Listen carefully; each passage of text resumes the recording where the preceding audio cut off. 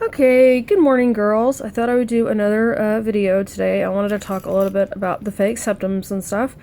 Um, I don't think I had a bad piercing experience, but I just think it wasn't what I expected, and I had so many problems with the piercings, and you're gonna have to excuse Socks. She is once again interested in what I'm doing, very much so. So, excuse her this morning.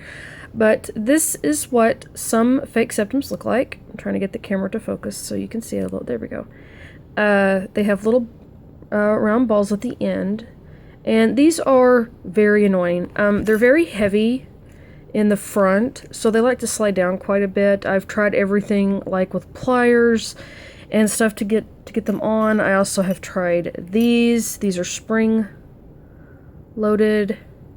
These hold pretty good, but they don't look that good. And then the ones that I really enjoyed wearing were, well, this one's caught on this, but they look like this. Again, I'm trying to get the camera to focus, but they look like this, and they slide up into your nose, and then you just kind of pinch them to try to get them to catch. Unfortunately, the way that my nose is, pretty much any and all of them kept sliding down, so they didn't look very realistic. As you can see here, some I never even bothered to open. And I got these after I was told by my first piercer that I could never get my septum pierced, which I found very unusual and obviously very disappointing. I had gone in for my birthday to get industrial bar and a Monroe put in. The piercing experience that time was good. I didn't really have any problems. It took, of course, some getting used to. And what happened was the industrial bar ended up slicing into my ear, which was very, needless to say, very painful. And I was worried about infection. So I'd gone in and she said it had sliced into my ear, so I just had her take it out. I ended up getting my nose done. I ran into problems with the L bar in my nose. It kept stabbing into the other side of my nose and cutting it, and I was continuously bleeding and hurting. And I tried everything I could to adjust it, and it still just kept poking. So I had that taken out, and then I had her take the Monroe out, and she'd pierced my cartilage, two cartilage on my left side, and they were so painful and so swollen. I had her take those out, and then I had my underlip done, and the swelling was insane. I was worried about embedding.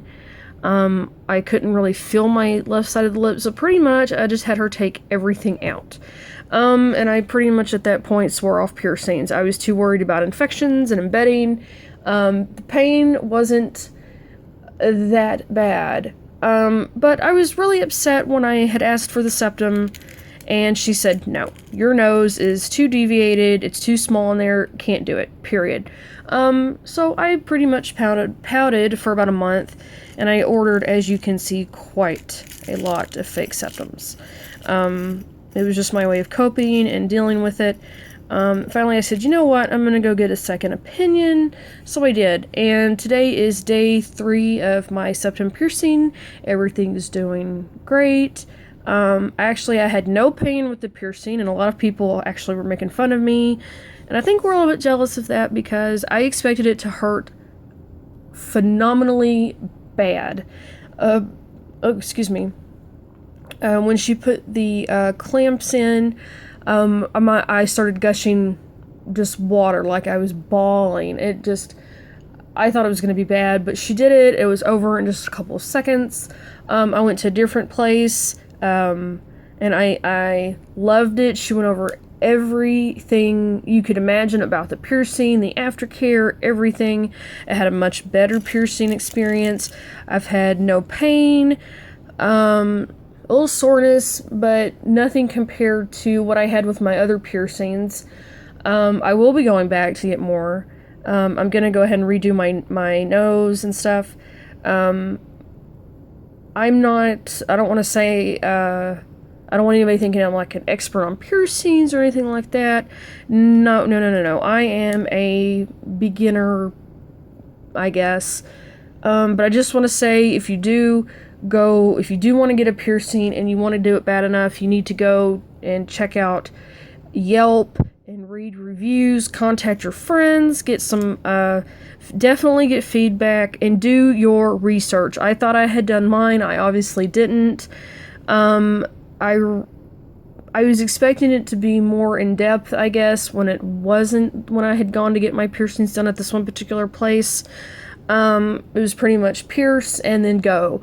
When I went to the new place, it was not a 5 or 10 minute appointment, which is what I was expecting. It was a good 20 to 30 minutes, but I would rather sit there for that amount of time and have all my questions answered, and anything that you need to know about your piercing explained to you other than just punch and go, pretty much. So just like I said, be sure to do your research to find out what's going on. It's going to go in your body. You need to know what's going on. She explained every single step of the process. I think I just enjoyed that way more better. It was more expensive than where I had gone before. Before I was paying $25 a piercing, and this time I think it was $75 for the piercing. Or it was $60, plus I bought some of the different soap from there. But it was way better, and I'd honestly rather spend extra money than to do it cheaply and end up having, like I said, all my problems, because I pretty much lost all the money for the other piercings. I have none of those piercings left, so just do your research. Call around. Talk to your friends. Call the piercing studio. Go in. You can usually do a free consultation. Call and ask if you can come in for one.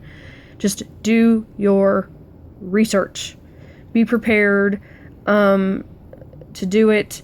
Know what you need to do that day. Remember to ask them what you can and can't do. Like, you can't drink alcohol, you can't take blood thinners, ibuprofen, things like that before you go in.